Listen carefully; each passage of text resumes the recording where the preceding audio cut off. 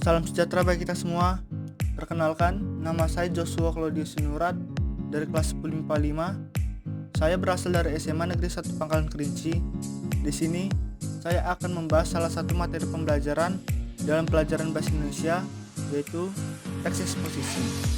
Sebelum mulai, ada baiknya kita melihat terlebih dahulu peta pikiran atau mind mapping dari materi teks eksposisi. Di dalam teks eksposisi, pertama-tama kita akan membahas pengertian atau definisi dari teks eksposisi, dilanjuti dengan tujuan dari teks eksposisi, kemudian ada unsur utama di dalam teks eksposisi, selanjutnya struktur dari teks eksposisi, kemudian ada ciri-ciri dari teks eksposisi, lalu ada kaidah kebahasan yang terkandung dalam teks eksposisi, kemudian ada juga langkah-langkah penulisan dalam teks eksposisi, kemudian yang terakhir yaitu jenis-jenis dari teks eksposisi. Pada dasarnya atau secara umum, teks eksposisi disebut juga dengan suatu pendapat. Namun bukan hanya sembarang pendapat, di dalam teks eksposisi harus disertai dengan fakta atau bukti yang kuat agar pendapat yang tadi kita sampaikan dapat diterima oleh orang lain. Sehingga dapat kita simpulkan, pengertian dari teks eksposisi yaitu teks yang berisi pendapat atau argumen seseorang terhadap sesuatu agar pembaca maupun pendengarnya dapat mengetahui informasi yang ingin disampaikan. Adapun tujuan dari teks eksposisi yaitu bertujuan untuk memberikan informasi kepada pembaca atau pendengarnya sesuai dengan fakta atau kenyataan yang ada. Mengapa harus sesuai dengan fakta? Agar informasi yang kita sampaikan tadi dapat menambah ilmu pengetahuan bagi pembaca atau pendengar nantinya. Selanjutnya, kita akan membahas unsur-unsur yang terkandung di dalam teks eksposisi. Di dalam teks eksposisi memiliki dua unsur utama, yaitu yang pertama, gagasan atau ide atau pendapat. Gagasan atau pendapat ini biasanya berupa komentar, penilaian, saran, dorongan, dan juga bujukan. Yang kedua yaitu fakta. Fakta pada teks eksposisi berfungsi untuk memperkuat gagasan atau pendapat kita, sehingga diharapkan dapat lebih meyakinkan pembaca nantinya. Selanjutnya, kita akan membahas struktur teks eksposisi. Pada umumnya, struktur teks eksposisi dibagi menjadi 3 bagian.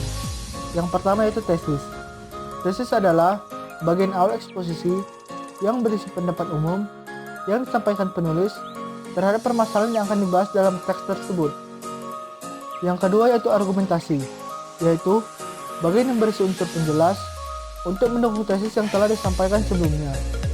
Argumentasi dapat berupa alasan logis, data-data yang mendukung, bukti, fakta-fakta, bahkan pernyataan para ahli agar pendapat yang telah disampaikan dapat diterima oleh pembaca. Yang ketiga yaitu penegasan ulang atau rekomendasi, yaitu bagian yang bertujuan untuk menegaskan pendapat awal dan menambahkan rekomendasi atau saran terhadap permasalahan yang diangkat. Di dalam teks eksposisi, rekomendasi bersifat opsional, yang artinya boleh ada boleh tidak. Jadi, saat kita membuat teks eksposisi, kita boleh menyertakan rekomendasi ataupun tidak, itu tergantung kita sendiri. Kemudian, adapun ciri-ciri dari teks eksposisi yaitu pertama, bersifat informatif. Karena tujuan dari teks eksposisi itu sendiri yaitu bertujuan untuk memberikan informasi. Kedua, bersifat objektif. Karena setiap informasi yang disampaikan dalam teks eksposisi harus berdasarkan fakta-fakta yang sebenarnya. Ketiga, penjelasannya disertai dengan data-data yang faktual, supaya gagasan atau pendapat yang telah kita sampaikan tadi dapat diterima oleh pembaca ataupun pendengar. Kemudian keempat yaitu menjelaskan informasi-informasi pengetahuan. Kelima, menggunakan pronomina. Di dalam teks eksposisi, pronomina yang digunakan ialah kata ganti orang atau pronomina persona, seperti saya dan kita. Keenam, isinya menjawab pertanyaan 5W tambah 1H, yang artinya, di dalam teks eksposisi, menjelaskan jawaban dari pertanyaan apa, siapa, di mana, kapan, mengapa, dan bagaimana. Kemudian ketujuh, singkat, padat, dan jelas, yang artinya tidak bertele-tele dan penulisan atau penyampaiannya harus jelas agar informasi mudah dipahami oleh pembaca ataupun pendengar. Selanjutnya ke-8, menggunakan gaya bahasa persuasif, yaitu menggunakan bahasa yang mengajak atau bersifat untuk memengaruhi. Kesembilan, tidak memihak, yang artinya tidak memaksakan kemauan dari penulis kepada pembacanya. Kesepuluh, menggunakan bahasa baku, yaitu kata yang penulisannya sesuai dengan Kamus Besar Bahasa Indonesia atau sering kita sebut dengan KBBI. Kesebelas, menggunakan konjungsi, yaitu menghubungkan dua kalimat yang berguna untuk memperkuat argumentasi nantinya. Kemudian kita akan membahas kaidah kebahasaan dalam teks eksposisi. Yang pertama yaitu menggunakan kata ganti atau pronomina. Pronomina adalah jenis kata ganti yang menggantikan nomina atau frasa nomina. Ada dua macam pronomina, yaitu pronomina persona atau kata ganti orang yang dibagi lagi menjadi dua, yaitu persona tunggal seperti ia, dia, kamu, aku, saya, dan masih banyak lagi. Serta adapun persona jamak seperti kita, kami, kalian, mereka, dan lain sebagainya. Selanjutnya, adapun pronomina non persona atau kata ganti bukan orang yang dibagi lagi menjadi dua, yaitu pronomina penunjuk seperti ini, itu, sini, situ, dan masih banyak lagi. Serta adapun pronomina penanya seperti apa, mana, siapa, dan lain sebagainya. Selanjutnya yang kedua yaitu menggunakan nomina atau kata benda, yaitu kata yang mengacu pada benda baik nyata maupun abstrak. Yang ketiga yaitu menggunakan kata kerja atau verba, yaitu kata yang mengandung makna dalam perbuatan, proses, dan keadaan yang bukan sifat. Pada dasarnya, kata kerja ini biasanya digunakan sebagai predikat. Selanjutnya yang keempat yaitu menggunakan istilah. Istilah adalah kata yang dengan cermat mengungkapkan makna dari suatu konsep, proses, keadaan, atau sifat yang khas dalam bidang tertentu. Yang kelima yaitu menggunakan afikasi atau penghimpunan, yaitu proses atau hasil penambahan afiks yang terdiri dari prefiks, infiks, konfiks, dan surfiks pada kata dasar yang dapat mengubah jenis kata pada kata dasar yang dilekatinya. Yang keenam yaitu menggunakan kata sifat atau adjektif, yaitu kata yang dipakai untuk mengungkapkan suatu sifat atau keadaan dari orang, benda, dan juga binatang. Kemudian yang ketujuh, menggunakan konjungsi. Konjungsi atau kata hubung dalam teks eksposisi berfungsi agar argumen penulis dapat keluar, yang nantinya dapat memperkuat tesis yang telah disampaikan sebelumnya. Kemudian yang kedelapan, menggunakan kata-kata persuasif, yaitu kata-kata yang bersifat mengajak seperti ayo, mari, dan kata yang menggunakan partikel lah. Selanjutnya yang kesembilan, menggunakan kata kerja mental. Di dalam teks eksposisi, biasanya seperti memprihatinkan, diharapkan, memperkirakan, menduga, berasumsi, berpendapat, dan lain sebagainya.